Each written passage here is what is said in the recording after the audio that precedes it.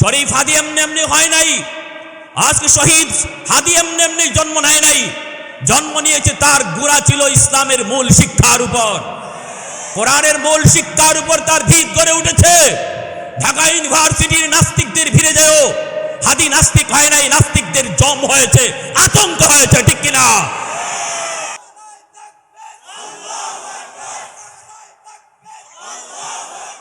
প্যার হাজিরিন, ভালো করে ইয়াদ রাখবেন, কষ্ট নিবেন না, দুঃখ নিবেন না। আজ জানি সারা বাংলাদেশের মানুষ সুখে সুকাতুর। আজ আমাদের দিলের ভিতরে রক্তক্ষরণ হচ্ছে। আমরা একজন সৈনিককে হারিয়েছি, আমরা একজন সৈনিককে হারিয়েছি, একজন বিপ্লবী নেতাকে আমরা হারিয়েছি, যার গোটা স্বপ্ন ছিল বাংলাদেশকে নিয়ে, যার গোটা স্বপ্ন ছিল বাংলাদেশের স্বাধীনতার সার্বভৌমত্ব নিয়ে, যার কারণে দুশ্মনদের চোখে সে পড়েছে। কিন্তু আমরা দ্ব্যর্থহীন কণ্ঠে বলতে চাই, হাদি যায় নাই, হাদি ঘরে ঘরে লক্ষ হাদির জন্ম দিয়ে গেছে, ঠিক কিনা? হাদি চিরতরে বিদায় নেয় নাই, হাদি তার আদর্শ আমাদের সামনে রেখে গেছে। একদিন বাঁচো, হাজার দিনের দরকার নাই। শিয়ালের মতো হাজার বছর নয়, সিংহের মতো একদিন বাঁচো। তুমি মরবে আর দুনিয়া তোমার জন্য কাঁপবে। প্যারে হাজিরিন, এজন্য বলি, উলামায়ে কেরাম আপনাদের দিকে খেয়াল করে কওমি মাদ্রাসার নুরানি বিভাগে আজ স্কুলের সিলেবাসগুলি ঢুকিয়েছেন। অঙ্ক, ইংরেজি, আজকে মাদ্রাসার 5 পর্যন্ত স্কুলের সমমানের অঙ্ক ইংরেজি ঢোকানো হয়েছে, যেন আপনার সন্তান যদি ইউনিভার্সিটিতেও যেতে চায়, আপনার সন্তানকে যদি আপনি জজ, ব্যারিস্টার, পাইলটও বানাইতে চান, আমাদের কোনো আপত্তি নেই। আমরা হাজারবার আপনার সিদ্ধান্তকে স্যালুট জানাই। আমরা যদি সবাই মুফতি সাহেব হয়ে যাই, ডাক্তার হবে, ইঞ্জিনিয়ার হবে, কে হোক, আপনার ছেলে ইঞ্জিনিয়ার হোক, আপনার ছেলে ব্যারিস্টার হোক, আপনার ছেলে জজ, কিন্তু একটাই কথা, তার জীবনের মূল ফাউন্ডেশনটা আপনি কোরআন হাদিসের উপরে আল্লাহর পরিচিতি তার দিলের ভিতরে দিয়া খাঁটি মুসলমানের বাচ্চা বানায়া তারে পাইলট বানান, খাঁটি মুসলমানের বাচ্চা বানায়া তারে আপনি কর্নেল বানান। তাহলে সে যেমন দেশের জন্য হবে, তেমন সে ইসলামের জন্য সৈনিক হবে। প্যারে হাজিরিন, মাত্র 1 ঘন্টা আপনি মক্তবে পড়ায়া কোনো দিন মুসলমানের শিক্ষা হয় না। মিনিমাম 5টা বৎসর মাদ্রাসায় পড়ান।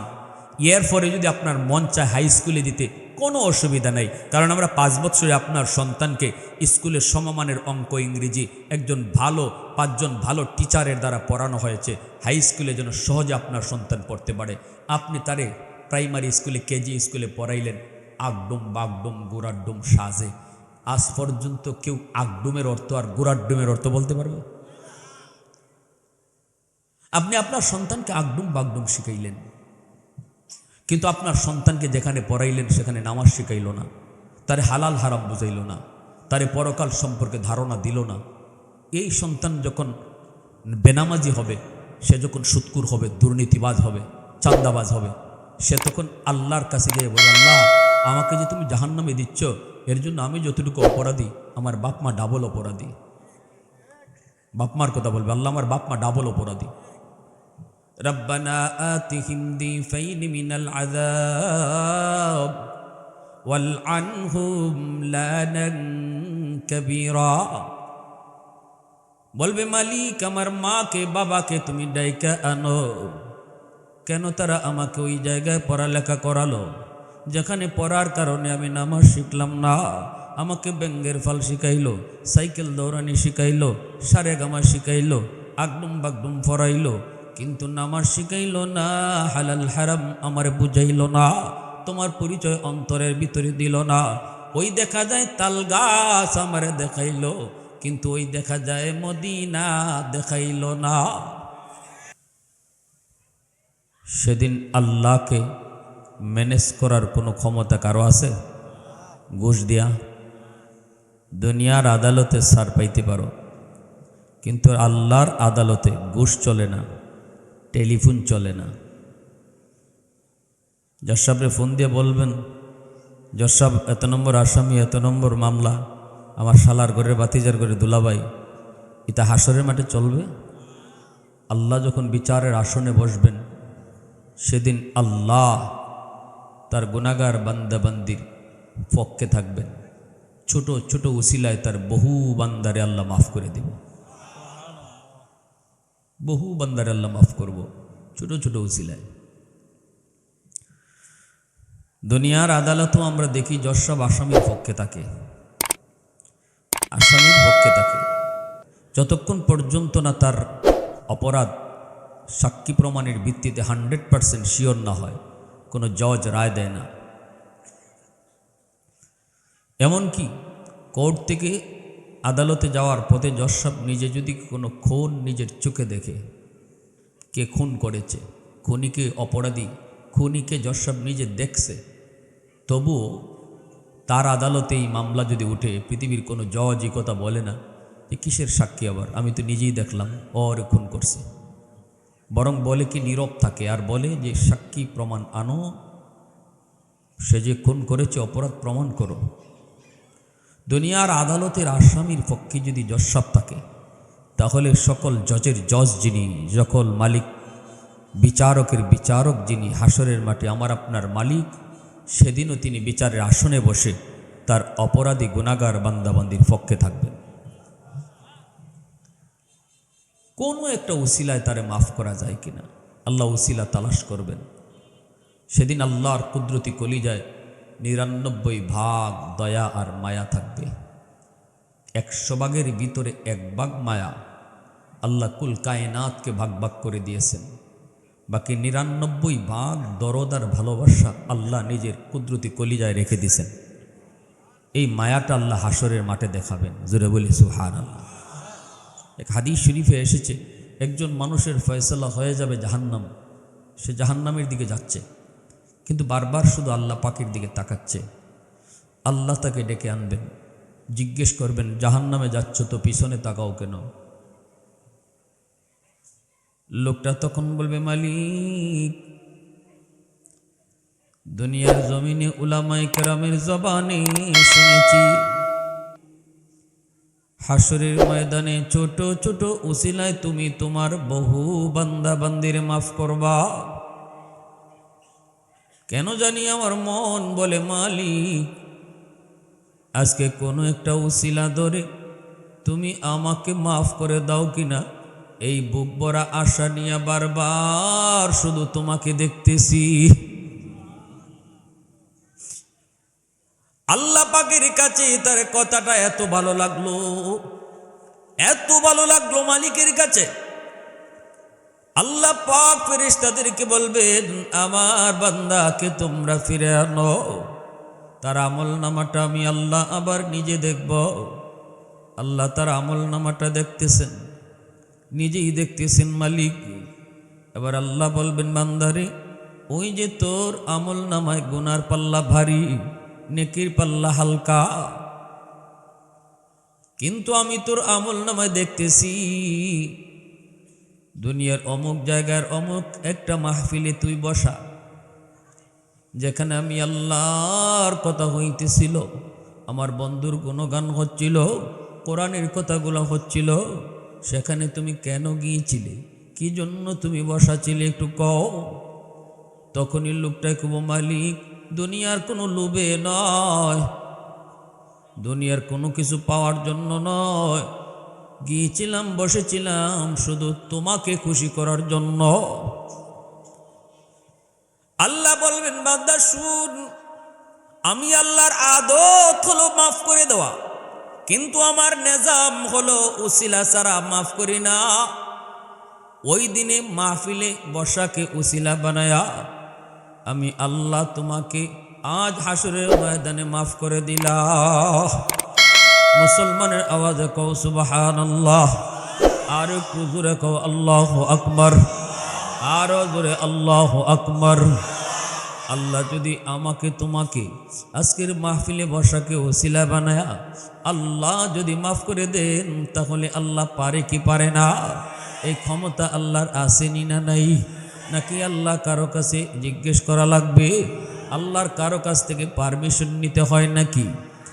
এ যুবক, এই মাঠে আগামীকাল সারা রাত তুমি কাটাইতে পারো, শুধু সারা রাত নয়, সারা মাস যদি রাত কাটায় দাও, তবুও কিন্তু গুনাহ মাফের কোনো ঘোষণা নাই।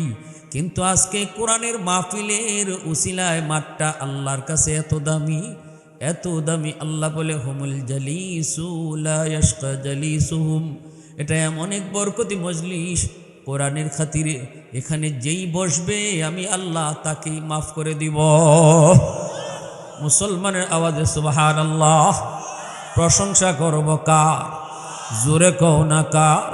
वहदत की हिफाजत नहीं बेकुव्वत बाजू, वहदत की हिफाजत नहीं बेकुव्वत बाजू, आती नहीं कुछ काम है अक्ल खुदा दा, आती नहीं कुछ काम है अक्ल खुदा दा।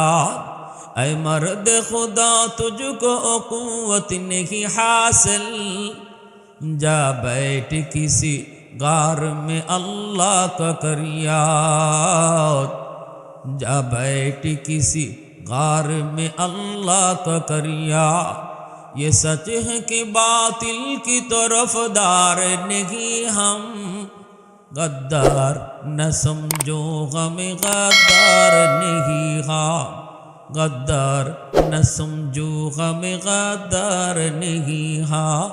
मुसलमाনের আওয়াজে আল্লাহু আকবার।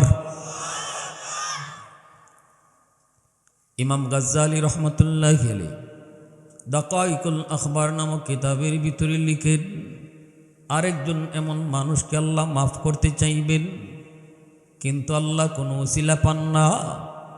এইবার আল্লাহ পাক বলবেন, বান্দা বল দুনিয়াতে কোনোদিন কোনো আলেমের মজলিসে তুমি বসছিলা কিনা?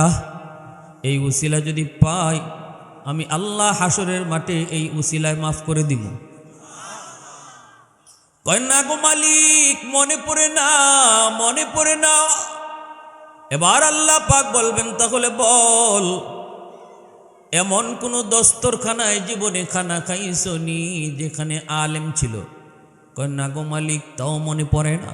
এবার আল্লাহ বলবেন, এমন কোনো ঘরে তুমি থাকছনি যেই ঘরে কোনো আলেম থাকতো? কয় না, তাও মনে পড়ে না। এবার আল্লাহ বলবেন, বান্দা বল তোর কোনো সন্তানের নাম কোনো আলেমের নামে নাম রাখছনি? এ যুবক খেয়াল করে শোনো, সন্তানের নামটাও বাপমার জন্য হাসরের মাঠে নাজাতের উসিলা হবে। খামখেয়ালি সন্তানের নাম রেখো না, সন্তানের নামটা খামখেয়ালি রেখো না, এটাও বাপমার জন্য নাজাতের উসিলা। আল্লাহ এটাও জিজ্ঞেস করবে, কোনো আল্লাহওয়ালার নামে সন্তানের নাম রাখছনি? কোনো আলেমের নামে সন্তানের নাম রাখছনি? এই উসিলাও যদি পাই তবুও তোমাকে মাফ করব। কয় না গো মালিক, তাও করি নাই। তখনই আল্লাহ বলবেন, বান্দা বল কোনো সুরতেই তো তোর কোনো উসিলা পাই না, উলামায়ে কেরামের সাথে তোর কোনো সম্পর্ক প্রমাণিত হয় না। ঠিক আছে, আমি আল্লাহ তোরে শেষমেশ একটা প্রশ্ন করি, বান্দা বল দুনিয়াতে তোর এমন কোনো বন্ধু ছিল কি না যেই বন্ধু আলেমদেরকে মহব্বত করত? সুবহানাল্লাহ, জোরে বলেন। এতক্ষণ পর্যন্ত আল্লাহ আলেমদের সাথে তার সম্পর্ক ডাইরেক্ট আছে কিনা এটা প্রমাণ করার চেষ্টা করেছে, কিন্তু যখন আল্লাহ দেখে যে না, ডাইরেক্ট আলেমদের সাথে তার সম্পর্ক প্রমাণিত হয় নাই, তখন আল্লাহ ইনডাইরেক্ট খুঁজতেছে। আল্লাহ বলতেছে, এমন কোনো বন্ধু তোমার দুনিয়াতে ছিল কিনা যেই বন্ধু উলামায়ে কেরামকে মহব্বত করত? মনে রাখবেন, আল্লাহ রসুল বলেছেন, আলাইকুম বিমুজালাসাতিল উলামা ওয়া ইস্তিমাই কালামিল হুকামা ফাইন্নাল্লাহ তাআলা ইউহয়িল কলবাল মাইয়িতা বিনূরিল হিকমা কামা ইউহয়িল আরদাল মাইতাতা বিওয়াবিলিল মাতার। রসুল বলেন, জানো শেষ জমানায় যদি দৌলতে ঈমান নিয়ে বাঁচতে চাও তাহলে আমার উম্মতের আলেমদের সাথে মিলেমিশে থাকো, তাহলে ঈমান ডাকাতি হবে না। তোমার ঈমান যে মরে গেছে, তোমার দিল যে মরে গেছে, আলেমদের কথা শুনলে ওই মুর্দা দিলটারে আল্লাহ জিন্দা বানায় দেবে। গোনার আওয়াজ, গোনার পরিবেশ, গোনার চিত্র আমাদের দিল মুর্দা বানায় দিছে। আল্লাহর রসুল বলেন, যখনই তুমি আলেমদের পাশে যাবা, আল্লাহওয়ালাদের কথা শুনবা, তখন ওই মুর্দা দিলটা কিভাবে জিন্দা হয়? কয় মরা জমিন বৃষ্টির পানি পাইলে যেভাবে জিন্দা হয়, রসুল বলেন এইভাবে তোমার দিলটারে আল্লাহ জিন্দা বানায় দেবে। এজন্য আল্লাহ রসুল বলেছেন, কুন আলিমান ও মুতাআল্লিমান ও মুহিব্বান ও মুআইনান ফালা তাকুন খামিসা। চার দলের ভিতরে থাকবা, হয় তুমি আলেম হও, নয় তালেবে এলেম হও, নয় আলেমদেরকে মহব্বত করো, আলেমদের সাথে থাকো, তাদের সহযোগিতা করো। 5 নম্বর দলে কেউ যেও না। রসুল বলে দুনিয়া তো বরবাদ, আখিরাত তো বরবাদ। যারা আলেমদের সাথে বিদ্বেষ রাখবে, মাদ্রাসার সাথে বিদ্বেষ রাখবে, যারা বলবে মৌলবীরা দেশটারে ধ্বংস করেছে, মৌলবীরা দেশটারে খাইছে, রসুল বলেন তার কপালে যদি নামাজের চিহ্নও থাকে, সে যদি বৎসরে বৎসরে ওমরাও করে, সে যত বড় হাজি হোক, যত বড় গাজী হোক, যত বড় দানবীর হোক, দিলে যদি আলেমদের প্রতি বিদ্বেষ থাকে, তাহলে রসুল বলেন তার দুনিয়াও বরবাদ, আখিরাতও বরবাদ। রাইসুল মুফাসসিরিন আব্দুল্লাহ ইবনে আব্বাস রাদিয়াল্লাহু তাআলা আনহু, এই উম্মতের সবচেয়ে বড় মুফাসসির, যিনি সবচেয়ে বেশি আল্লাহর কালাম যিনি বেশি বুঝছেন, তিনি তার তাফসীরের কিতাবে লিখছেন, উলামায়ে কেরামের প্রতি কারো মহব্বত দিল থেকে যদি থাকে, এই মহব্বতটা তার মরণের সময় দৌলতে ঈমান সাথে যাওয়ার উসিলা হবে। মহাদৌলত ঈমান। কে বলেছেন আমি মৌলবী? নো, এই উম্মতের সবচেয়ে বড় মুফাসসির, যার তাফসীরের ব্যাপারে শ্রেষ্ঠত্বের ব্যাপারে রসুল নিজে সার্টিফিকেট দিয়েছেন। জোরে বলুন সুবহানাল্লাহ। আর তিনি এই কথাও কইছেন, যদি কেউ আলেমদের সাথে বিদ্বেষ রাখে, যত বড় আবেদ হোক, আমি আব্দুল্লাহ বলতেছি মরণের সময় তার ঈমান সাথে যাবে না। নাউজুবিল্লাহ। এখানে কুয়ে শেষ দিলেন না, এই কথাটা কুয়ে শেষ দিলে তো ঠিক আছিল, আরো শক্ত কথা কইছেন। ইনি বলেন, তোমরা যদি আমার কথা বিশ্বাস না হয়, তোমরা যদি মনে করো লোকটা এত বড় নামাজি আসিল, এত বড় দানবীর আসিল, সে আবার আলেমদের সাথে বিদ্বেষ রাখার কারণে ঈমান হারা হইয়া মরছে, বিশ্বাস যদি তোমার না হয়, আব্দুল্লাহ ইবনে আব্বাস বলেন কবর খুদো। কি বলতেছেন? কবর খুদো। খুদার কসম, তোমরা দেখবা তার চেহারা কিবলার দিকে নাই, রাখছো কিবলামুখী করে, ফেরেশতারা তার চেহারাকে কিবলা থেকে ঘুরাইয়া দিছে। নাউজুবিল্লাহ। এই তাফসীরটা আব্দুল্লাহ ইবনে আব্বাস কোথা থেকে আনলেন? কোরআনুল কারীমের ভিতরে আল্লাহ পাক মূসা নবীর একটা কাহিনী বলছেন, যে মূসা আলাইহিস সালাম যখন দুধের শিশু, তখন মা তারে গাঙ্গে ভাসাই দিছেন, নদীতে ভাসাই দিছেন, কাঠের বাক্সে ভইরা, ফেরাউনের ভয়ে। আর আল্লাহ নদীকে বলছেন, তুই আমার মূসাকে তোর শ্রুতির উল্টা নিয়ে যাবে। নীল দরিয়ার শ্রুতির উল্টা চলছে মূসা নবীর বাক্স, যে বাক্সে মূসা পয়গম্বর, পানি ডুবায় না, বরং পানিতে ভাসাই নিতেছে, স্রোতের তালে তালে না উল্টা? জোরে বলেন। নদী কার কথা শুনে? আল্লাহর কথা। স্রোতের উল্টা চলছে, ফেরাউনের ঘাটে যেয়ে লাগছে। আল্লাহ কেন উল্টা নিলেন? এর কারণ হলো ফেরাউনের বাড়িটা মূসা নবীর বাড়ি থেকে উল্টা ছিল, স্রোতের তালে তালে না, স্রোতের উল্টা দিকে ছিল ফেরাউনের বাড়ি। আর আল্লাহর মানসা হলো ফেরাউনের ঘরেই মূসা নবীরে বড় করবেন। ফেরাউন মারতে চায় আর আল্লাহ বাঁচাইতে চান, অতএব চ্যালেঞ্জ আল্লাহর সাথে ফেরাউনের। আর আল্লাহর চ্যালেঞ্জ এত সহজ হয় না, ঠিক কিনা? জোরে বলেন। আল্লাহ পাকের চ্যালেঞ্জ এত সহজ হয় না। আল্লাহ যখন কারোর সাথে, কেউ যদি আল্লাহর সাথে চ্যালেঞ্জ করে, তখন আল্লাহ চ্যালেঞ্জটা বড় কঠিন করে ফেলেন, ঠিক কিনা? তো যখন বিবি আসিয়া নদীর ঘাট থেকে মূসা নবীর পায়ে নিলেন, নেওয়ার পরে বাক্স খুললেন, খোলার পরে দেখেন চেহারাটা এত সুন্দর, একটা দুধের বাচ্চা, ফুটফুটে বাচ্চা, পূর্ণিমার চাঁদের চেয়েও বেশি সুন্দর। কারণ হবেই তো, যে যুগে আল্লাহ যাকে নবী বানান, ইনাকে এই যুগের সবচেয়ে সুন্দর মানুষ বানান। যে যুগে যিনি নবী হন, ভালো করে মনে রাখবেন, যে যুগে আল্লাহ যাকে নবী বানাইছেন, তিনি এই যুগের সবচেয়ে শ্রেষ্ঠ সুন্দর মানুষ। বেসুন্দর কোনো মানুষ নবী ছিলেন না, অথবা কোনো নবীর অঙ্গ ছিল না এমন না, কারো একটা হাত নাই এমন কোনো নবী ছিলেন না, কারো একটা পা নাই এমন কোনো নবী ছিলেন না, কারো একটা চোখ নাই এমন কোনো নবী ছিলেন না। ১০০ লক্ষ পয়গম্বরের ইতিহাস করেন, ঘাটেন, সেখানে মির্জা গোলাম আহমদ কাদিয়ানী নিজের নবী দাবি করে, যার এক চোখ নাই। কাদিয়ানী কানা কি আছিল? যেরকম দেখান ১০০ লক্ষ নবীর ভিতরে একজন নবী কানা আসলা, কোনো একজন নবীর একটা আঙ্গুল ছিল না, এতটুকু খালি দেখান, কোনো খোঁজ ছিল না কোনো নবীর। তাহলে ওর একটু চোখই নেই, এতেই বোঝা গেল এ যে ভণ্ড নবী, ঠিক কিনা? কাদিয়ানিরা মুসলমান না অমুসলমান? মুসলমান না কাফির? ভালো করে মনে রাখবেন, কাদিয়ানি বিরোধী আন্দোলন, খতমে নবুয়তের আন্দোলন কোনো আলেমদের আন্দোলন নয়, এটা গোটা মুসলিম উম্মার নবীর উম্মতের আন্দোলন। উলামায়ে কেরাম যদি কাদিয়ানিদের বিরুদ্ধে কোনো মাহফিল, কোনো কোথাও ডাক দেয়, কোনো সমাবেশে ডাক দেয়, যদি কেউ বলে এটা মৌলবীদের আন্দোলন, নিশ্চিত তার ঈমান নাই। আপনি আমার নবীর খতম নবুয়তের সিংহাসন ডাকাত চুরি করে নিয়ে যাবে, আর আপনি চেয়ে চেয়ে দেখবেন আর বলবেন এটা হুজুরদের কাম, আর হাসরের মাঠে নবীর সামনে গিয়া কইবেন নবীকে একটু সুপারিশ করেন। রসুল বলবো আমার চেয়ার নিয়ে গেল তোর সামনে, টানাটানি করলো আমার চেয়ার নিয়ে, তুই কই ছিলে? তুই যখন ওটা চিনস নাই, আমিও আজকে তোরে চিনি না। ঠিক কিনা জোরে বলেন? কাদিয়ানিরা বাংলাদেশে থাকুক, আমাদের আপত্তি নেই, কোনো আপত্তি নেই, কিন্তু মুসলমান পরিচয় নয়। ঠিক কিনা জোরে বলেন? হিন্দু বসবাস করে, খ্রিস্টান বসবাস করে, বৌদ্ধ বসবাস করে। বাংলাদেশ সাম্প্রদায়িক সম্প্রীতির দেশ। আমরা অসাম্প্রদায়িক নই। ওলামায়ে কেরাম সম্প্রীতি চায়। ওলামায়ে কেরাম মন্দির পাহারা দিয়ে অভ্যাস। ঠিক কিনা জোরে বলেন? ওলামায়ে কেরাম সম্প্রীতি চায়। অতএব এদেশে হিন্দু যেমন বসবাস করে, কাদিয়ানিরাও বসবাস করবে, তবে হিন্দু হিন্দুর পরিচয়ে, কাদিয়ানি কাদিয়ানির পরিচয়ে বসবাস করবে। যখনই বলবে আমরা মুসলমান, তখনই আমাদের অবজেকশন। ঠিক কিনা? তখনই আমাদের অবজেকশন। আপনার সন্তানকে মাদ্রাসায় পড়ান, এই কথাটা মাদ্রাসায় পড়লে বুঝবে। 5টা বছর তার জীবনের মূল ফাউন্ডেশন মাদ্রাসা থেকে গড়েন। আগে মুসলমানের বাচ্চা বানান, এরপরে ভার্সিটিতে দেন। আগে তার দিলের ভিতরে কোরআন ঢুকান, তার দিলের ভিতরে আল্লাহর পরিচয় ঢুকান। আপনার সন্তানের দিলের ভিতরে রসুলের প্রেম ঢুকান, তারে মুসলমানের বাচ্চা বানায় তারে কলেজ ইউনিভার্সিটিতে দেন। তাহলে সে শরীফ হাদির মতো সন্তান হবে। শরীফ হাদি এমনি এমনি হয় নাই। আজকে শহীদ হাদি এমনি এমনি জন্ম নেয় নাই।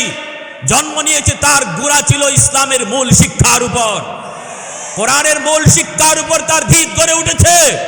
ঢাকা ইউনিভার্সিটির নাস্তিকদের ভিড়ে যেও, হাদি নাস্তিক হয় নাই, নাস্তিকদের জম হয়েছে, আতঙ্ক হয়েছে। ঠিক কিনা? আপনিও যদি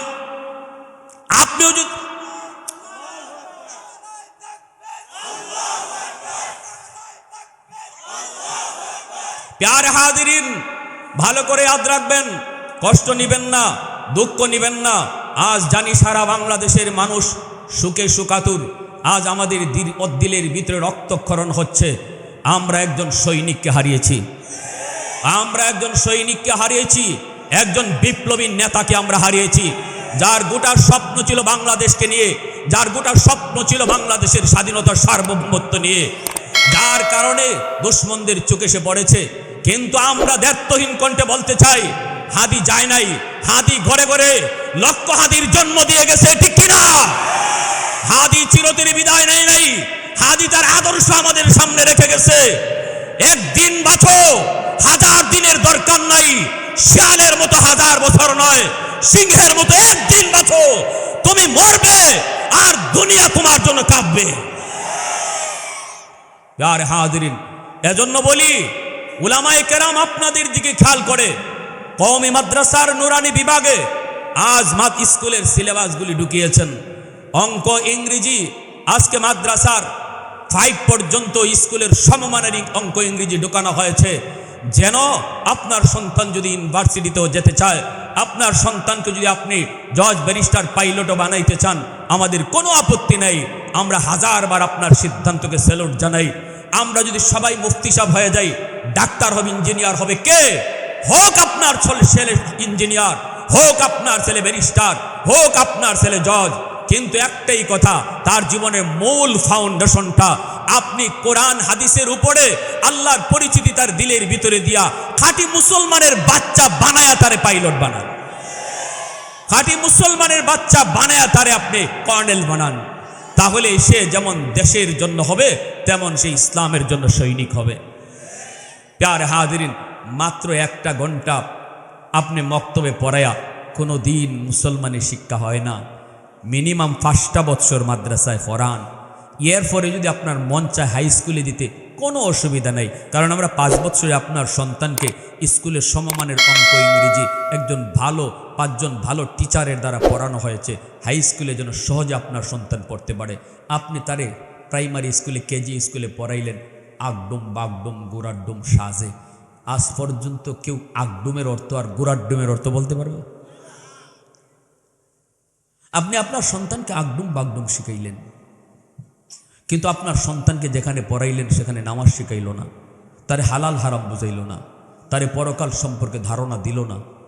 এই সন্তান যখন বেনামাজি হবে, সে যখন সুৎকুর হবে, দুর্নীতিবাজ হবে, চান্দাবাজ হবে, সে তখন আল্লাহর কাছে গিয়ে বলবে, আল্লাহ আমাকে যে তুমি জাহান্নামে দিচ্ছ, এর জন্য আমি যতটুকু অপরাধী, আমার বাপ মা ডাবল অপরাধী। বাপমার কথা বলবে, আল্লাহ আমার বাপ মা ডাবল অপরাধী। রব্বানা আতিহিম দিফাইন মিনাল আযাব ওয়াল আনহুম লানান কাবীরা। বলবে মালিক আমার মাকে বাবাকে তুমি ডাইকা আনো। কেন তারা আমাকে ওই জায়গায় পড়ালেখা করালো যেখানে পড়ার কারণে আমি নামাজ শিখলাম না? আমাকে ব্যঙ্গের ফাল শিখাইলো, সাইকেল দৌড়ানি শিখাইলো, সারেগামা শিখাইলো, আগডুম বাগডুম পড়াইলো, কিন্তু নামাজ শিখাইলো না, হালাল হারাম আমার বুঝাইলো না, তোমার পরিচয় অন্তরের ভিতরে দিল না। ওই দেখা যায় তাল গাছ আমারে দেখাইলো, কিন্তু ওই দেখা যায় মদিনা দেখাইলো না। ওই দেখা যায় তাল গাছ, ওই আমাদের গাছ, এই আমার শিখাইলো। ওই দেখা যায় মক্কা, ওই দেখা যায় মদিনা, শিখাইলো না। আল্লাহ যদি এমনটা হইতো তাহলে আজ আমি জাহান্নামী হইতাম না গো, আজ আমি বেনামাজি হইতাম না, সুদখোর গাঞ্জাখোরের কথা নাম উঠতো না। আমি তো বেনামাজি হইয়া দুনিয়াতে আসি নাই গো মালিক, আমি তো সুদখোর গাঞ্জাখোর হয়ে দুনিয়াতে আসি নাই। কেমনে আইছে আপনার সন্তান? রসুল বলেন কুল্লু মাউলুদিন ইউলাদু আলাল ফিতরা ফাআবাওয়াহু ইউহাফিদানিহি আও ইউনাসসিরানিহি আও ইউমাজ্জিসানিহি। রসুল বলেন সমস্ত সন্তান দুনিয়াতে যখন আগমন করে, মার গর্ভ থেকে যখন দুনিয়াতে আসে, তখন সে আল্লাহর মারিফত অন্তরে নিয়ে আসে, আল্লাহর পরিচয় অন্তরে নিয়ে আগমন করে। কেমনভাবে? মঈনুদ্দিন চিশতি, আব্দুল কাদের জিলানি, যেমনভাবে আল্লাহর ওয়ালি আমার আপনার সন্তান ও দুনিয়াতে এসেছে আব্দুল কাদের জিলানির মতো অলি হইয়া। এরপরে রসুল বলেন ফাবাওয়াহু ইউহাফিদানিহি আও ইউনাসসিরানিহি আও ইউমাজ্জিসানিহি। রসুল বলেন তার মা বাবার ভুল সিদ্ধান্তের কারণে সন্তান ইহুদি হয়, সন্তান নাসারা হয়, সন্তান মুশরিক হয়, সন্তান বেনামাজি বেফতে বেলাইনে যায়। মা বাবার ভুল সিদ্ধান্তের কারণে ঘরের পরিবেশ তারে প্রথম বাধাগ্রস্ত করেছি। ঘরের ভিতরে তার দেখার কথা ছিল মায় নামাজ পড়ে, মায় পর্দা করে, কিন্তু ঘরের ভিতরে সে দেখলো মায় বেপর্দা চলে, মায় টেলিভিশন দেখে, সন্তানকে নিয়ে মায় সিনেমা দেখে। এই সন্তান কিন্তু সিনেমা দেখে অভ্যস্ত ছিল না, দুনিয়াতে এসেছে মঈনুদ্দিন চিশতির মতো অলি হয়ে। এই বুজুর্গি নষ্ট করলাম আমি মা, বুজুর্গি নষ্ট করেছি আমি বাবা। বাবা ঘরে নামাজ পড়লো না, নামাজ না পড়ার দৃশ্য তার চোখের মধ্যে থাকলো, বুজুর্গি নষ্ট হলো। চিত্র দেখলো নাচ গানের, বুজুর্গি তার নষ্ট হলো। কে করলো? কয় বাপ মার কারণে। এজন্য মা বাবা হলো সন্তানের সর্বপ্রথম শিক্ষক, ঘর হলো তার জীবনের প্রথম বিদ্যালয়।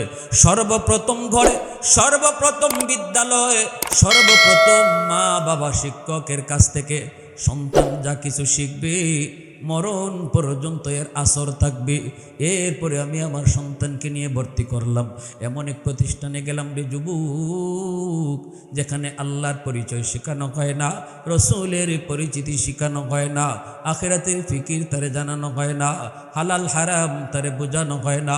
অথচ এই সন্তান ছিল আমার কাছে আমানত, মালিক হলেন আল্লাহ। মা বাবা হলো সন্তানের আমানতদার, মালিক হলেন আল্লাহ।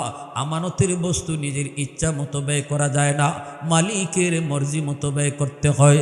এজন্য আমার সন্তান আমি লালন পালন করব, সিদ্ধান্ত কিন্তু আমার চলবে না, সিদ্ধান্ত চলবে আল্লাহর।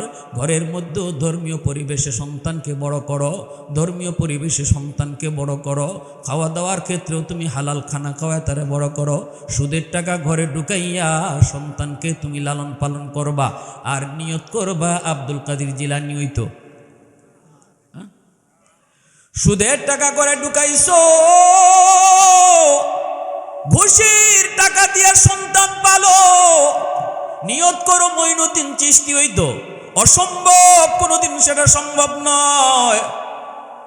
আমার সন্তানকে আমি হালাল খানা খাওয়া বড় করব। এরপরে ঘরের ভিতরে তারে সালাম কালাম শিখানো, কালেমা শিখানো, আল্লাহর পরিচয় শিখানো, এই সব কিছু দায়িত্ব হলো বাপ মার। ঠিক কিনা জোরে বলো? এজন্য আল্লাহ পাক রব্বুল আলামিন ওই নিউজটা আমাদেরকে দেওয়ার জন্যই পবিত্র কোরআনে সূরা লুকমান নাজিল করেছেন। লুকমান হাকিম একজন আল্লাহর ওয়ালি, ওনার নামে সূরার নাম। কেন লুকমান এত দামি? এত দামি কেন আল্লাহর কাছে? কারণ লুকমান হাকিম তার বাচ্চাকে আল্লাহর পরিচয় শিখাইতেছে। ওয়া ইয ক্বালা লুকমানু লিবনিহি ওয়া হুয়া ইয়াইযুহু ইয়া বুনাইয়া ইয়া বুনাইয়া। আল্লাহর ডাকটা পর্যন্ত আমাদেরকে শিখাইতেছে। আল্লাহ কই, ও দুনিয়ার বাপমার দল, সন্তানকে যখন আমি আল্লাহর পরিচয় তোমরা শিখাও, তখন আমার কাছে এত ভালো লাগে, এত ভালো লাগে। ভালো লাগে বিদায় আমি লোকমানের নামে সূরার নাম করেছি। কারণ লোকমান তার সন্তানকে আমি আল্লাহর পরিচয় শিখাইতেছে। কোন ভাষায় শিখায়? কই কত সুন্দর করে ডাক দিছে দেখো, ইয়া বুনাইয়া। বুনাইয়া শব্দের অর্থ হলো ও আমার বাজান, ও আমার কলিজার টুকরা ফুদ, ও আমার সন্তান, এ বেটা, এ পোলা। এটা বুনাইয়া অর্থ নয়। আল্লাহ বুঝাইলেন আমার পরিচয় যখন সন্তানকে শিখাইবা, নামাজ তারে শিখাইবা, নামাজের জন্য যখন আদেশ দিবা, তখন কিন্তু নরম নরম ভাষায় ডাক দিও, বাজান কয়া ডাক দিও। ঘুমের ঘরে সন্তান ঘুমায় রইছে, ফজরের নামাজ পড়ে না, তুমি যে তারে ধমক দিয়ে ঘুম থেকে তুইল না। আল্লাহ বলে, দেখো না লোকমান কত সুন্দর করে ডাক দিছে, ও আমার কলিজা টুকরা ফুদ, ও আমার সন্তান, ও আমার বাজান। এইভাবে তুমিও যাইয়া হাত বুলায়া বুলায়া সন্তানকে ডাইকা নামাজের কথাটা কইও।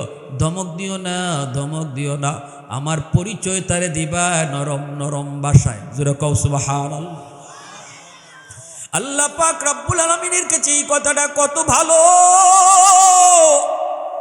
কোরআন এখন নাজিল হয় না ভাইরে, নাজিল হওয়া বন্ধ, রসুল চলে গেছেন। আজও যদি কোরআন কোনো বাবা তার সন্তানকে শিশুকালে আল্লাহর পরিচয় শিখায়, আদর করে ডাইকা কাছে না কয়, বাবা নামাজ বাবার সাথে কেমনে পড়বা পড়ো, এই যে আপু নামাজ দাঁড়াইছি, এভাবে রুকু করতে হয়, এভাবে সাজদা করতে হয়, বাবা কালেমাটা পড়ো, বাবা তুমি সালামটা শিখো। এইভাবে যদি কেউ সন্তানকে আল্লাহর পরিচয় শিখায়, তখন আল্লাহ পাকের কাছে ওই বাবা ও লোকমান হাকিমের মতো দামি হয়ে যায়। জোরে কও না সুবহানাল্লাহ। এই যুবক ভালো করে শোনো, আমি একজন জেনারেল শিক্ষিত পরিবারের সন্তান। আমার ফ্যামিলিতে কেউ আলেম নাই, একমাত্র আমি এই লাইনের মধ্যে। চাচারা ভাইয়েরা সবাই যার যার মতো করে বড় বড় অফিসার। আমার আব্বা একজন জেনারেল শিক্ষিত মানুষ। আমি প্রাইমারি পড়েছি, স্কুলে পড়েছি প্রাইমারি পর্যন্ত, ক্লাস 5-এ আমি ট্যালেন্টফুল বৃত্তি পেয়েছি। আমার আব্বা এখনও মনে পড়ে, বাবা যদিও তিনি জেনারেল শিক্ষিত মানুষ, কিন্তু সম্পর্ক ছিল উলামায়ে কেরামের সাথে, মহব্বত ছিল আলেমদের প্রতি, উলামায়ে কেরামের সাথেই সময় কাটাইতেন বেশি। এজন্য আমার আব্বা আমাকে শিশুকালেই স্কুলে থাকতেই যেগুলো শেখাইছেন, এইগুলা শেখাইছেন, এর ভিতর থেকে একটা শুধু এক্সাম্পল দেই, সালাম শিখাইছেন। কেমনে? বাবা ঘরের ভিতরে যখন ঢুকবা তখন সালাম দিয়ে ঢুকবা। আব্বা একদিন ঘরের ভিতরে আব্বার একজন বন্ধুকে নিয়ে বসা। আমি ছোট মানুষ, 7 বছর থেকে 8 বছর বয়স। আমি বাবাকে দেখেই ঢুকে আব্বার পাশে যায় ঘেঁষাঘেঁষি করলাম, সালামটা দিতে ভুলে গেছি। আব্বা তখনই আমাকে বলছেন, বাবা সালাম দিলা না কেন? আমি সাথে সাথে শরম পেয়ে বলতেছি, আসসালামু আলাইকুম ওয়া রাহমাতুল্লাহ। আব্বার বন্ধু যে ছিলেন, আব্বার বন্ধু আমার আঙ্কেল তখন বলতেছেন ওয়ালাইকুম আসসালাম ওয়া রাহমাতুল্লাহ, বাবা আসো, আমাকে কুলে নিয়ে আদর করতেছেন। বয়স তখন আমার 7 থেকে 8 বছর। এখনও কেন মনে রয়েছে এটা বলতেছি, কেন মনে রয়েছে আমার? সব কথা কি শিশুকালে মনে থাকে? কিছু কিছু বিষয় মনে থাকে। আব্বা বলতেছেন বাবা তোমার সালাম আমি নিব না। আমার আব্বা বলতেছেন সালাম নিব না। আমার আঙ্কেল বলতেছেন ভাই আপনি এটা কি বলেন, ছোট মানুষ বুঝে নাই, সালাম তো দিছেই। আব্বা বলতেছেন না সালাম আমি নিব না, তুমি রুম থেকে বের হও, রুম থেকে তুমি বের হও, আবার তুমি রুমে ঢুকবা, ঢুকবার সময় তুমি সালাম দিয়ে ঢুকবা। বাবা তোমাকে সালাম যেভাবে শিখেছি এভাবেই তুমি সালাম দিয়ে ঢুকতে হবে। তখনই আমার আঙ্কেল বলতেছে ভাই বাদ দেন, ছোট মানুষ দেখে না চেহারাটা লাল হয়ে গেছে। আমি তখন কিন্তু শরমে কান্না করা শুরু করছি, চোখ দিয়ে আমার পানি চলে আসছে, কিন্তু আমার আব্বা সার দিতে নারাজ। আব্বা তখন বলতেছে ভাই আপনি আমার রিকোয়েস্ট করবেন না, এতটুকু শাস্তি যদি আমার সন্তানকে আজ আমি না দেই সারা জীবন তার এই ভুলটা মনে থাকবে না। ওই দিন আমার বাবা আমাকে রুম থেকে বের করে দিলেন, রুম থেকে আমাকে বের করে দিলেন। আমি রুম থেকে বের হয়েছি, আবারও রুমে ঢুকছি, সালাম দিয়া ঢুকছি। ওই দিন যে বাবা আমাকে রুম থেকে বের করে দিয়া আবারও সালাম দিয়া ঘরের ভিতরে ঢুকাইছিলেন, সেই স্মৃতিটা এখনো আমার চোখে ভাসে। এজন্য বলেছি যুবক, বাবা হওয়া সহজ কিন্তু আদর্শ বাবা হওয়া কঠিন। ফয়সলের বাপ মাও বাপ মা, আর হাদির বাপ মাও বাপ মা। জোরে কও না। খুনি ফয়সলের বাপ মাও বাপ মা, ছেলে খুন করে গেছে তাদেরকে আবার শেল্টার দেয়, বাবা নিজে লইয়া যায়, বাবা নিজের হাতে তার মোটর সাইকেলের পিছনের সেই নাম্বার প্লেটটা নিজে বেলমেন খোলের ভিতরে ফালায়। কেমন কুলাঙ্গার বাবা! এজন্য মনে রাখবা বাবা হওয়া সহজ কিন্তু লুকমানের মতো বাবা হওয়া কঠিন। মা হওয়া সহজ, আদর্শ মা হওয়া কঠিন। আজও মঈনুদ্দিন চিশতির জন্ম হবে, আব্দুল কাদের জিলানীর জন্ম হবে, হাদির মতো সন্তান ঘরে ঘরে জন্ম হবে। তাদের মার মতো মা হও, বাবার মতো বাবা হও, ঠিক কিনা জোরে বলো। এজন্য রে ভাই দেখেন না, আল্লামা ডক্টর ইকবালরে যখন লন্ডনে নেওয়া হয়, অক্সফোর্ডে যখন তিনি পড়ালেখা করতে যাবেন, অক্সফোর্ডে যখন পড়ালেখা করতে যাবেন তখন মাকে বলতেছিলেন মা গো, ও মা অক্সফোর্ডে আমি কেমন করে মুসলমানি নিয়ে টিকব? মাগো ডানে আমার ইহুদি, বামেও ইহুদি, সামনেও ইহুদি, পিছনেও ইহুদি, সর্ব জায়গায় শুধু ইহুদি আর খ্রিস্টান, এই পরিবেশে আমি কেমন করে মুসলমানি নিয়ে টিকব? তখনই মা কইছিল বাজান খোদার কসম করে মায় বলতে পারি বিন্দু পরিমাণও তোমার মুসলমানি ক্ষতি হবে না। কারণ হলো শিশুকালে আমি মা তোমার চোখে মদিনার সুরমা লাগায় দিছি। ডানে তোমার খ্রিস্টান, দেখবা তুমি মদিনা, বামে তোমার ইহুদি, তাকাইলে দেখবা তুমি মদিনা। ক্লাস নিতেছে যে শিক্ষক ইহুদি, কিন্তু তাকাইলে তুমি দেখবা মদিনা। আল্লাহু আকবার জোরে বলো। এজন্য শিশুকালটা হলো আমার সন্তানের জীবনের ফাউন্ডেশন। এই ফাউন্ডেশনটা যত মজবুত হবে আমার সন্তানের জীবনটা তত মজবুত হবে। ঘরের ফাউন্ডেশন যত মজবুত হয় ঘর তত মজবুত হয়। এজন্য অবহেলায় সন্তানের শিশুকালটা নষ্ট করবেন না। আপনার হাত জোর করে আপনাদেরকে বলি, মুসলমানের সন্তান খালিদ বিন ওয়ালিদ হবে, মোহাম্মদ বিন কাসিম হবে, ঠিক কিনা জোরে বলো। এ ভাইরা বন্ধুরা, ভারতের সেই সন্ত্রাসী রাজা দাহির, সেই রাজা দাহিরের কারাগারে থেকে যখন একজন মুসলিম বোন, কারাগারে থেকে যখন মুসলিম বোন একটা চিঠি লিখেছিল হাজ্জাজ বিন ইউসুফের কাছে। হাজ্জাজ বিন ইউসুফ মুসলিম শাসক, চিঠি লিখেছিল কিভাবে? কয়ে রক্তরে কালি বানাইয়া, নিজের রক্তরে কালি বানাইয়া আর উরনারে চিঠি বানায়া, আল্লাহু আকবার জোরে কও, উরনারে চিঠি বানায়া রক্তরে কালি বানায়া চিঠি লিখছিল, আমি তুমি তো এখন রাজদরবারে আরাম করো, কিন্তু তোমার মুসলিম বোন দুশমনের কারাগারে বন্দী। এই খবরটা পাওয়ার পর হাজ্জাজ বিন ইউসুফ তার ভাতিজা মোহাম্মদ বিন কাসিম, মাত্র 17 বছরের যুবক, মোহাম্মদ বিন কাসিমের নেতৃত্বে তিনি পাঠায় দিলেন, যাও ভারতের জিন্দানখানা থেকে তোমার মুসলিম 2 বোনকে উদ্ধার করো। মোহাম্মদ বিন কাসিম 17 বছরের যুবক, শুধু 2 বোনকে জিন্দান থেকে বের করেন নাই, বরং গোটা ভারতবর্ষে মুসলমানের ইসলামের পতাকা, কালেমার পতাকা রোপণ করে গেছেন। কারাগার থেকে শুধু মুক্তি করেন নাই, আজ রাজা দাহিরের প্রেতাত্মারা জায়গায় জায়গায় আছে। রাজা দাহিরের প্রেতাত্মারা জায়গায় জায়গায় তারা খাপ্পি মেরে আছে। কিন্তু আমি বলতেছি, দাহিরের পরাজয় যেমন মোহাম্মদ বিন কাসিমের হাতে ছিল, বাংলার ঘরে ঘরে হাদির মতো মোহাম্মদ বিন কাসিম কারা কারা হতে তৈয়ার, হাত উঠে দেখা।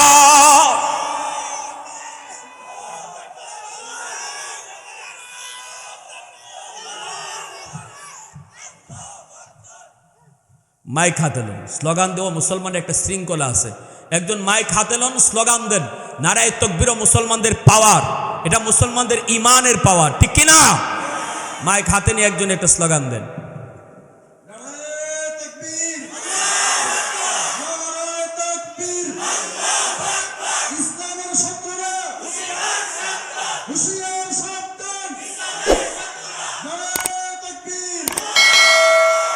আমার ভাইয়েরা, বন্ধুরা, যুবক,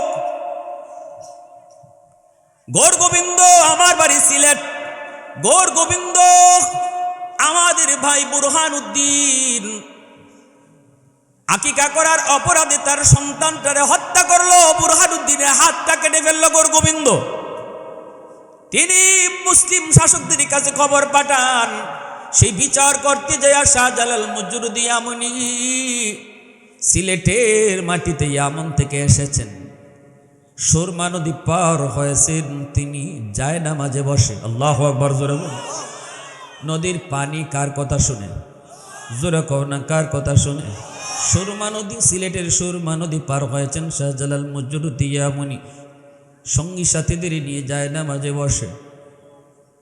নাসিরউদ্দিন সিপাহসালার আজান দিলেন, গৌর গোবিন্দের প্রাসাদ আজানের আওয়াজে ধসে পড়ল।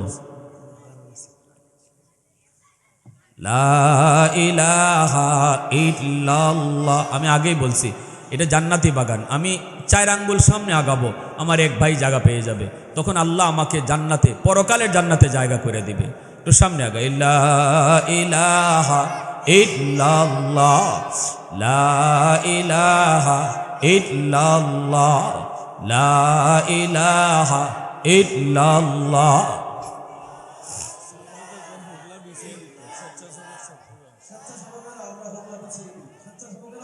লা ইলাহা ইল্লাল্লাহ।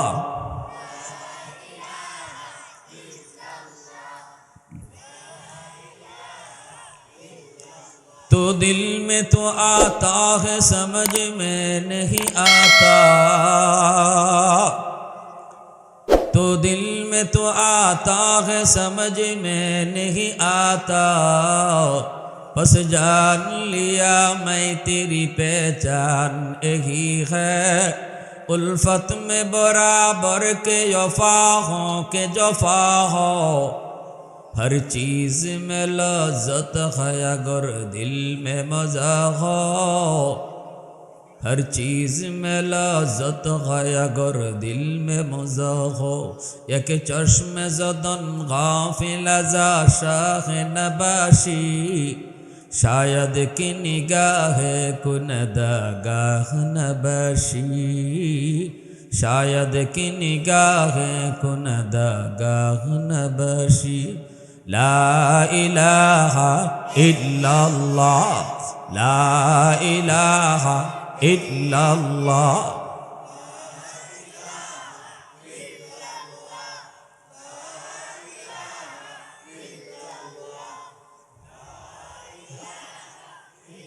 ला इलाहा इल्लल्लाह मुहम्मदुर रसूलुल्लाह জোরে সুরে বলো সাল্লাল্লাহু আলাইহি ওয়াসাল্লাম।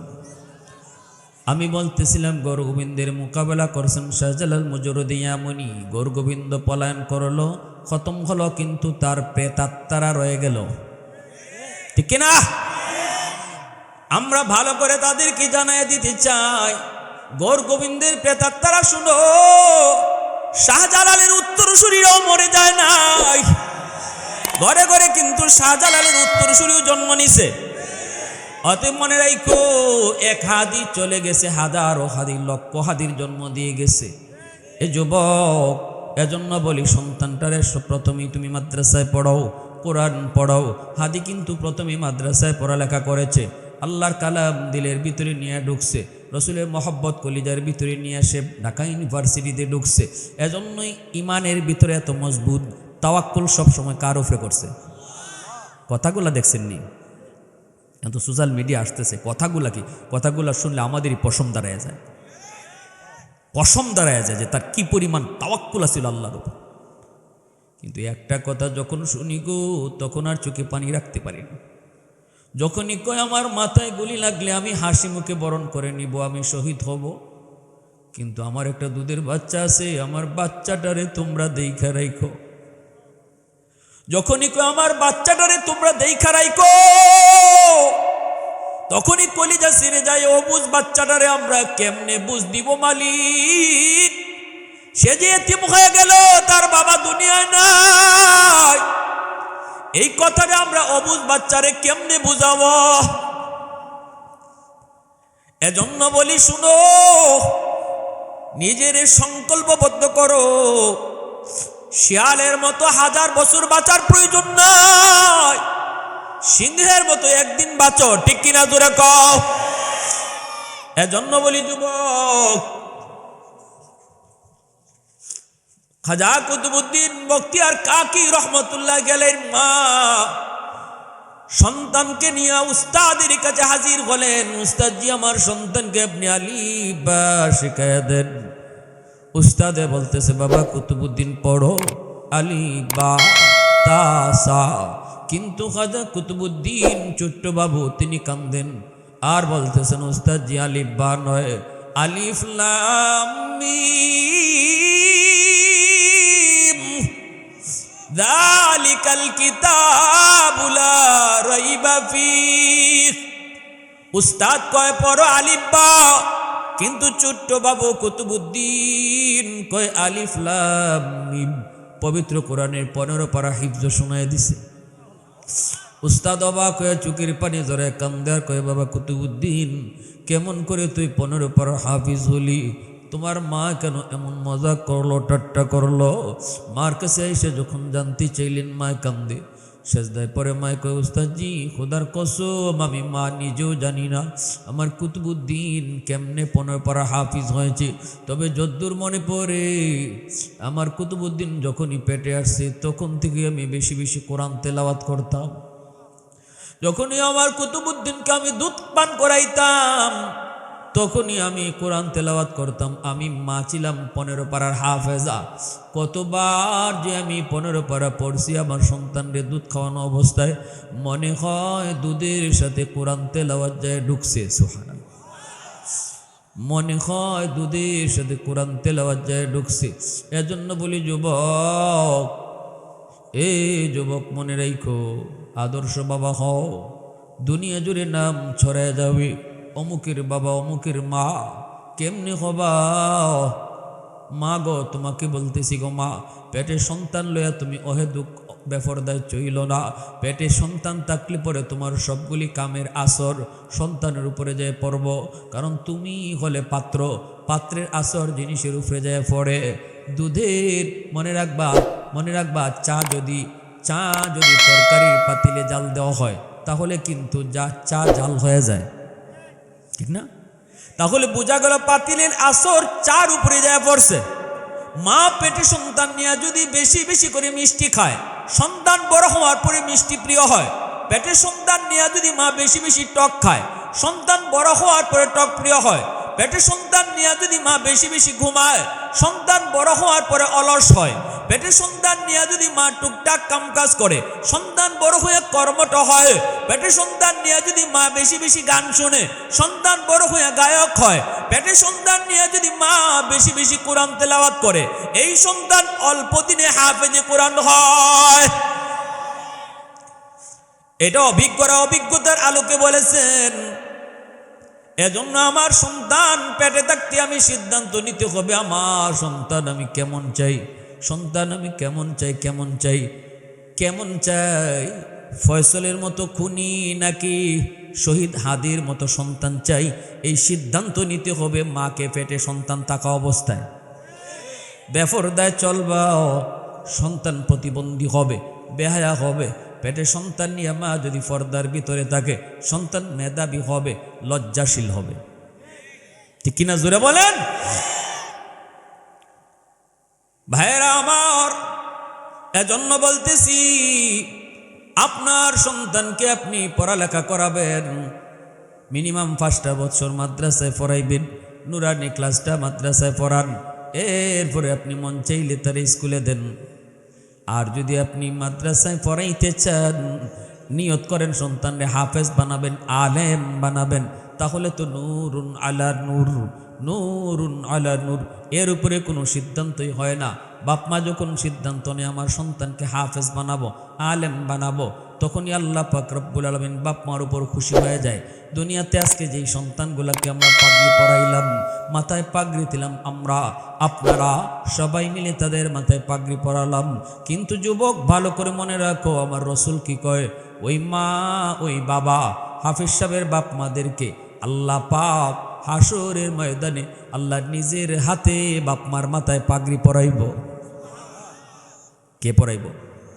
মান করা আল কুরআন ওয়া আমিলা বিমা ফিহি উলবিসা ওয়ালিদাহু তাজান ইয়াউমাল কিয়ামা। আল্লাহ রসুল বলেন, হাসরের ময়দানে আলেমের হাফেজের বাপ মার মাথায় আল্লাহ পাক নিজের হাতে পাগড়ি পড়াবে, নিজের হাতে আল্লাহ পাগড়ি পড়াবে। মা বাবার আল্লাহ তোরা সম্মান কেন দিবে? নবীর বাপ মার মাথায় আল্লাহ পাগড়ি পড়াবে, এমন তো কোনো হাদিস নবীর কাছ থেকে পাই নেই। না না, হাদিস আমরা পেয়েছি, আলেম আর হাফেজ কোরআনের বাপ মার মাথায় পাগড়ি পরাইবেন আল্লাহ নিজে। সুবহানাল্লাহ, জোরে বলেন। সুম্মা আওরাসনাল কিতাব আল্লাযীনা ইসতাফাইনা মিন ইবাদিনা। এ যুবক, হাসরের ময়দানে একজন আলেম যদি ভুলও করে, আল্লাহ পাক হাসরবাসীর সামনে তার ভুলটাকে ধরবেন না। আল্লাহ ঘোষণা দিবেন, ইয়া মাশারাল উলামা তামাইয়াজু বাইনাহুম। ও উলামায়ে কেরাম, কোরআনের পাখি, সাধারণ মানুষ থেকে তোমরা আলাদা হও। আল্লাহর ঘোষণা আসা মাত্রই আলেমরা সাধারণ মানুষ থেকে আলাদা হয়ে যাবে।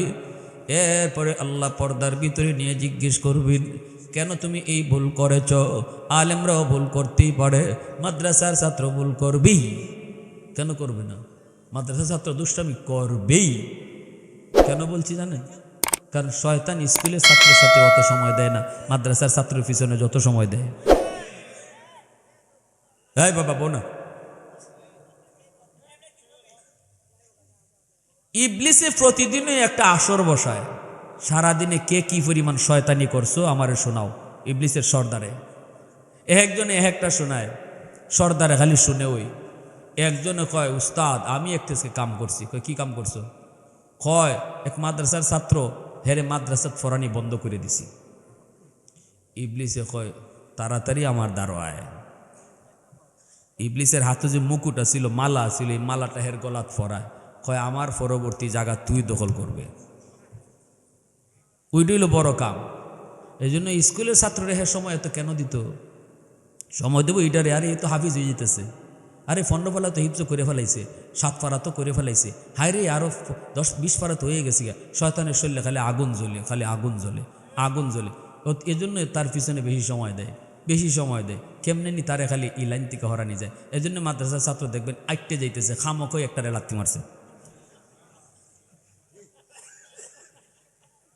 যাইতেছে যাইতেছে গাছের পাতা ছিঁড়ে লিছে। আমরা তো পড়ছি জামাতের লাইনে, আর হিফজে যারা পড়ছে, দুইটা ক্যাটাগরি আছে মাদ্রাসাতে, একটা জামাত আর একটা হিফজ। হিফজের ছাত্ররা জামাতের ছাত্র থেকে আরো 10 গুণ বাইরে থাকা শয়তানি।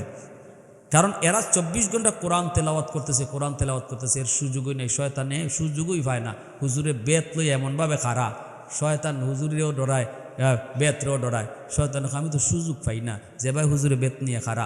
যখনই খালি একটু সুযোগ পায়, নামাজের টাইম হয়ে গেছে গা, ঘন্টা পড়ছে, এখন নামাজে যাইব, মনে রাখি এখান থেকে ওইখান মতো মসজিদ, এইটুকু জায়গা যাইব, 10 জায়গা, এইটুকু জায়গার ভিতরে শয়তানে 2 ঘন্টা যাবত যে শয়তানি করতে পারছে না, এই জায়গার ভিতরে এটা উসুল করে, সুদে আসলে উসুল করে, বুঝছেন? এই জন্য আমরা যখন এই মাদ্রাসায় ঘন্টা দিত, ক্লাস টেস্ট শেষ, এখন আজান হয়ে যাব, আজান হয়েছে, আর যখন হিফজের ছাত্ররা যখন হিফজখানা থেকে বেরোয় মসজিদ আইব, তখন আমরা জামাতের ছাত্র যারা থাকতাম, আমরা কইতাম তাড়াতাড়ি সাইড দেও, সবাই দূরে থেকো, এরার সুযোগ দিও, কারণ এরা যে যাইতে কে কি করব ঠিক নেই। আবার মসজিদের ভিতরে গেলেও নামাজ শুরু হয়েছে, ফিসিতে কিলাকিলিও চলছে। আমার মাদ্রাসা একজন, আমি যখন সিলেট পড়ি, কুতবুল আলম শাইখুল ইসলাম হুসাইন আহমদ মাদানী রহমতুল্লাহ আলাইহির বহুত বড় খলিফা আমাদের মাদ্রাসা মোহতামিম সাহেব ছিলেন, শাইখ আমিনুদ্দিন রাহিমাহুল্লাহ, শাইখে কাতিয়া বলতো। হুজুরের মাদ্রাসার একজন হাজি সাহেব আসলা, এই হাজি সাহেবে খুব মাদ্রাসারে মায়া করতেন, মাদ্রাসার যখন যা লাগতো তা দিতেন, তেল লাগলে তেল, ডাউল লাগলে ডাউল, চাউল লাগলে চাউল, সব ওইটা দেওয়া যেতা। কিন্তু ওনারে আমরা খুব ডরাইতাম হাজি সাহেবরে, কেন? এই বেচারা খালি ভুল ধরতো, খালি ভুল, মাদ্রাসার ছাত্র ভুল, এই ভুল এই ভুল, আটা হয় না, ঘুমানি হয় না, খাওয়ানো হয় না, গোসল হয় না, এটা খালি উস্তাদদের কাছে বিচার। এজন্য আমরা হাজি সাহেবরে দেখলে ডরাইতাম, ভয় পাইতাম, উস্তাদদেরও তো ডরাইতাম না। এবারটার সামনে একবার হাত পা সব সোজা করে আটতাম। তো হাজি সাহেব একদিন জোরের নামাজের টাইমে, উনি সামনের কাতারে, নাজিম সাহেব হুজুরও সামনের কাতারে, আমাদের উস্তাদ সবাই সামনের কাতারে, আর আমি 2 নম্বর কাতারে, ছোটো মানুষের সময় নামাজের ভিতরে 1 রাখাত বা 2 রাখাত খালি গেছে ভাই, এরপরেই শুনি পিছনে ধিরিম শুরু হয়েছে, একটা আকারে ফাড়াই লিতেছে, টাসটাসি টাকাই। আর আমি মনে মনে খালি আল্লাহ, আজকে যে হাজি সাহেব কোন বাসন দিব নামাজের পরে, এমনিতে বেটা খালি দোষ দূরে দূরে করে, যেমন চিন্তায় এমন, খালি নামাজটা শেষ হয়েছে, হাজি সাহেব সাথে সাথে নাম মসজিদের সামনে গিয়ে দাঁড়াইয়া মুখ দেখ, হুজুর, অন্যান সিলোটি ভাষা, হুজুর অতানি তেল দেই, ডাউল দেই, তেল লাগলে তেল দেই, ডাউল লাগলে ডাউল দেই, আর ফুয়ান্ডে তেল খাওয়াইয়া খাওয়াইয়া তেল বানাইতেছ। কথাটা বুঝছেন না? আমরা যারা সিলেটি ভাষা কিছু বুঝেন এরা বুঝবা, যে আপনারা তেলের সময় তেল চান তেল দিই, ডাউলের সময় ডাউল দিই, চাউলের সময় চাউল দিই। এখন তো যা দেখতেছি তেল ডাউল খাওয়াইয়া ফুলান্ডে তেল বানাইছেন আর কিলাকিলি করে। এখন এই কথাটা শোনা মাত্রই সব তো মসজিদ তো নীরব, উস্তাদ হল নীরব, সব ছাত্ররাও নীরব, হাজি সাহেব একসুপ কোপ। নাজিম সাহেব খুব বুদ্ধিমান একজন মানুষ আসলা, ছাত্র গড়ার কারিগর, আসার পিছনে আমার নাজিম সাহেবের অবদানই সবচেয়ে বেশি, নইলে হয়তো মাদ্রাসাতে আমার পড়াই হইতো না। এত মায়া করতা আর এত ছাত্রদের মেজাজ বুঝতা, উপস্থিত বুদ্ধি আসছিল খুব বেশি। নাজিম সাহেব কই, হাজি সাহেব কি হয়েছে? না আপনি এইভাবে চিল্লাইতেছেন, কি হয়েছে? হাজি সাহেব, ও মা গো, আপনার দিয়ে খবরই না, ফিসে কিয়ামত হয়ে গেছে গে, আর আপনার দিয়ে কোন কিতা হয়েছে? নাজিম সাহেব, আরে আল্লাহ কি হয়েছে একটু কর না, ওই যে ফিসে যে আওয়াজ হইল। নাজিম সাহেব, ও আচ্ছা ওইটা আপনি তো বুঝছেন নাজিম সাহেব, ফুলাফানে শয়তান রে এখানে আটকাইয়া রাখছে, কিলাকিলি কইরা, নাইলে তো শয়তান আমারে আপনারে লাগাই দিত আইসা। বুদ্ধি কারকে দেখছে? আরে হাজি সাহেব আপনি এটা জানেন না, শয়তান তো মূলত আইবার লইছিল আমার আপনার দ্বারো, আই আমরা বুড়া বয়সে নামাজ লাগাই দিত, ফুলাফানে শয়তানটা এখানে আটকাই রাখছে। হাজি সাহেব, হুজুর ই হাদিস তো আগে জানি না হুজুর, তে তো বইতে বালা করছে ঠান্ডা। এজন্য আমি বলি মাদ্রাসার ছাত্র এরা মানুষের বাচ্চা, জিন না। 2-1টা ভুল হইব, কিন্তু এর অর্থ এই না যে ভুলটা আমি দোকানও রাস্তাঘাটও মানুষের কাছে কইয়া বেড়াইতাম, দেখছো নিবা মাদ্রাসাত পড়লে কি জাত শয়তান হয়, এর শয়তানি একটু করবই, এটার মানে আল্লাহ হাসরের মাঠে আলেমদের দুষ্টারে গোপন রাখবো, আর আমি কেন রাখতাম পারতাম না? আল্লাহ যদি হাসরের মাঠে আলেমদের দুষ গোপন করে রাখে, হাসরবাসীরে না শোনায়, আল্লাহ যে এই কথাটা জিগাইব একজন আলেমরে, ভুল করছো কেন, এই গুনাহ কেন করছো? হাদিস শরীফে রসুল বলেন এই কথাটা হাসরবাসী শুনবেও না, দেখবেও না। সাধারণ হাসরবাসীরা দেখবেও না, শুনবেও না। ওই ফর্দার ভিতরে আল্লাহ জিগাবেন, আর ফর্দার ভিতরে আলেমে কব, আল্লাহ ভুল হয়ে গেছে, তোমার কোরআনের ইজ্জতের খাতিরে মাফ করে দাও। তখন আল্লাহ বলবে, বান্দারে আমি তো তোর সিনায় কোরআন দিছি, এই সিনা জাহান্নামে জ্বালাইবার লাগি না, এটা তো আমি চয়েস করে সিনা দিছি, তোমার সিনায় কোরআন রাখছি। যাও, শয়তানের ধোঁকায় পড়ে ভুল হয়ে গেছে, মাপ চাইলিস, কোরআনের ইজ্জতের খাতিরে আমি মাফ করে দিছি। ওয়ালা উবালি, ওয়ালা উবালি, হাদিসে আসছে, হাদিসে কুদসি আল্লাহ বলেন, আমি কারো পরোয়া করলাম না, মাফ করে দিলাম। সুবহানাল্লাহি ওয়া বিহামদিহি সুবহানাল্লাহিল আযীম। তাহলে এমন সন্তানের বাবা হইতে কার না মন চায়? হাসরের মাঠে যে আল্লাহ ওই মা বাবারে নিজের হাতে মুকুট পড়াবে। আমার আব্বা আমারে মাদ্রাসা দিয়া কি ঠকছেন? কি ভাই ঠকছেন? কেন? আমার চাচারা তো নিষেধ করছেন, সবাই তো নিষেধ করছেন, মাদ্রাসা দিও না পোলাটারে, জীবন ধ্বংস হয়ে যাব, কেমনে খাইব, কেমনে চলবো, চাকরি নেই বাকরি নেই, কীভাবে চলবো? হ্যাঁ, আমার আব্বা একটাই শুধু বলছেন যে আলেমদের মুখে শুনছি মানুষ দুনিয়াতে আসার আগে আল্লাহ রিজিক পাঠিয়ে দেয়। সন্তান যখন মার গর্ভ থেকে দুনিয়াতে আসে, আইসা সে আসার পরে আল্লাহ দুধ ফাটায় না, বরং সে দুনিয়াতে আসার আগেই মার বুকে তার দুধ আগে ফাটায়। এতে করে আল্লাহ অ্যাডভান্স মেসেজ দেয়, রিজিকের জন্য তুই আমাকে ভুলিস না, তোর রিজিক তোর আগে গেছে। সুবহানাল্লাহ জোরে বলেন, তোর রিজিক তোর আগে গেছে। এই দোকানদারির জন্য নামাজ ভুলবি না, আমি আল্লাহরে বলিস না, কারণ আমি তোর রিজিক তোর আগে পাঠাইছি দুনিয়া। এই জন্য যুবক, একটু আল্লাহরে ডরাও, একটু ভয় করো। আল্লাহর হুকুম মানতে গিয়া, দুনিয়াদারি করতে গিয়া কখনো আল্লাহর হুকুম ভুলল না, আল্লাহর হুকুম বইল না। যত লোভী মানুষে দেখা, সামনে আসতে নির্বাচন, সাবধান কোনো ধরনের খারাপ কাজে, টাকার লোভে পড়া যাবা, টাকার কাছে বিক্রি হয় না, সাবধান, দুনিয়া বেশি দিনের নয়। কত বড় কলঙ্কের দাগ ফয়সলের এই খুনি বাপমার মাথায় পড়ছে। মা বাবার এমন কলঙ্কিত করবা না। পয়সাই তা হাতের ময়লা, ঠিক কিনা জোরে বলো, হাতের ময়লা। এর জন্য কোনো খুন খারাপি ঝগড়াঝাটিতে যাবা না, সাবধান। পছন্দের যারে মন চায়, যার দ্বারা ইসলামের উপকার হয়, যার দ্বারা দেশের উপকার হয়, দেশের সার্বভৌমত্ব স্বাধীনতা রক্ষা হয়, তার দিকে খেয়াল রাখবা। কিন্তু সাবধান, কারো কাছে বিক্রি হবা না। কারা কারা এই ব্যাপারে একমত আছো? হাত উঠে আল্লাহকে দেখাও। আল্লাহ তুমি কবুল করো, সবাই বলে আমিন, আরও জোরে বলি আমিন। পরিশেষে দোয়া করি, দোয়া চাই, এই মাদ্রাসার জন্য দোয়া করি, ছাত্র উস্তাদ কমিটি উপদেষ্টা সবার জন্য দোয়া করি। ও আখির দাওয়ানা আল্লাহ। না 12টা বাজিয়েছে, আমি